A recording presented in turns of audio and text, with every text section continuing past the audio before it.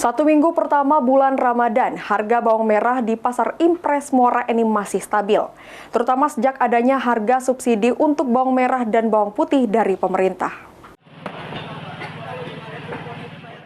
Minggu pertama bulan Ramadan, harga bawang merah di Pasar Impres Muara Enim cenderung stabil, karena sebelumnya pemerintah telah memberikan harga subsidi untuk bawang merah dan bawang putih. Atas kondisi ini tidak membuat pedagang maupun pembeli menjadi risau karena stoknya masih aman dan cukup. Menurut Edwin, salah satu pedagang mengatakan, untuk harga bawang merah yang ia jual masih sangat stabil. Malah dirinya bisa menjual bawang merah seharga Rp30.000 per kilogramnya.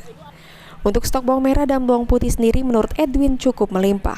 Karena kita sudah pasokan jualnya agak miring, Pak. Karena ini harga normalnya 30, kalau orang di 35 kan. Ini kita pasokan dari Metro langsung dan dari Palembang, dari.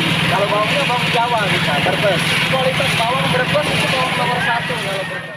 Para pedagang kebutuhan pokok seperti beras, gula, minyak goreng, dan kebutuhan pokok lainnya masih cukup stabil. Meski di beberapanya mengalami kenaikan namun cukup kecil. Mardiansyah, PAL TV.